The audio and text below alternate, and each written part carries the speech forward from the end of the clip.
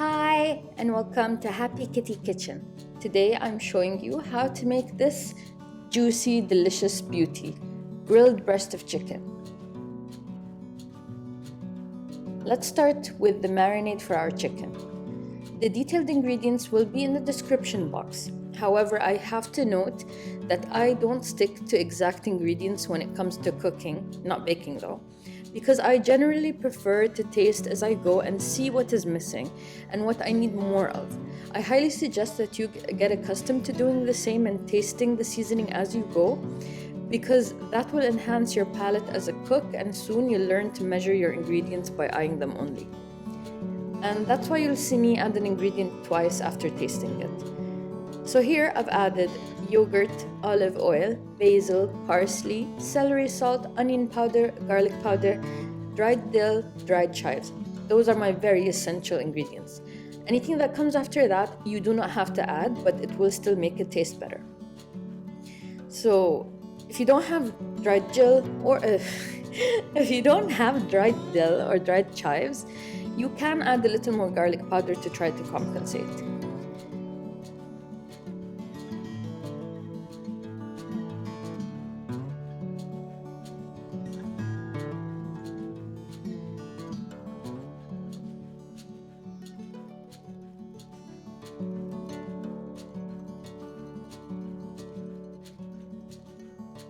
And then of course, not to forget, black pepper and salt, which is to taste. It's up to you.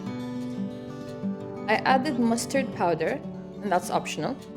A bit more garlic powder later on, after tasting. I added more celery salt and half a teaspoon of spicy smoked paprika, but to be honest, I don't know how impactful that was because that's just not enough spicy smoked paprika to make a huge difference.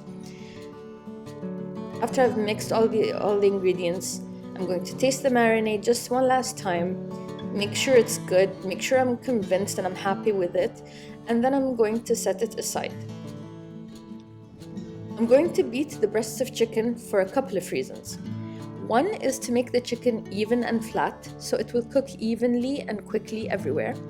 You won't have one side of the chicken that's too tough and too dry and one side that's still a bit uncooked. So it'll all cook evenly throughout. Second, it softens the chicken and makes it so much juicier, so please don't skip this step. Go ahead and get your anger issues out on that chicken. You can see I added more olive oil, a little bit more olive oil, and a dollop of yogurt here just because I was a bit concerned that maybe the marinade that I had would not cover all of the chicken and that it was just too little to cover all of the chicken, but it kind of turned out to be way too much at the end, which is okay. It's always better to end up with too much than too little. At least my chicken was completely covered and marinated really well. So obviously the longer you keep your chicken to marinate, the better, and the more chance it has of absorbing all those flavors in. But I would say a good amount of time is from 3 to 8 hours. You can also leave it overnight. So prepare it and let the chicken marinate from the night before. Because there is a good amount of olive oil on that chicken, I didn't put any on the pan. I heated it up and directly put the chicken breasts on there. Don't worry if your chicken releases too much of its juices in the pan. You may have to drain the pan from the liquid, because if it's too much liquid in your pan, it will not lead to you having a seared chicken exterior. Instead, it'll cook through, but it still won't have that beautiful sear. So you will have to drain the pan if it's too much.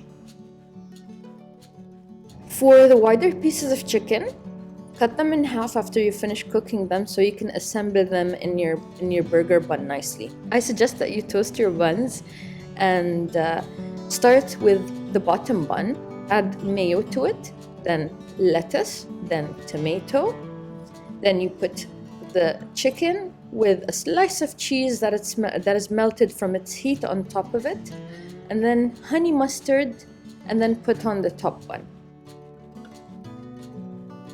But word of advice is try to keep all the vegetables, try to keep everything in there fresh.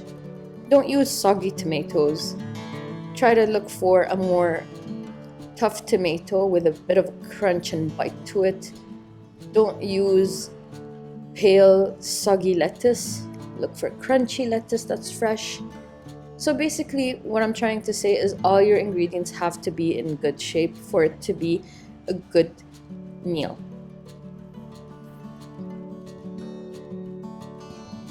One last tip before I leave you guys.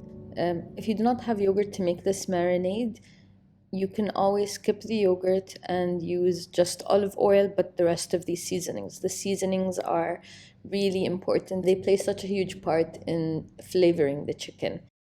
If you have any questions about anything regarding this video, please leave a comment below. And if you did like this video, give us a like. A subscription would also be nice, but you don't have to. Have a great day from Happy Kitty Kitchen. Thanks and goodbye.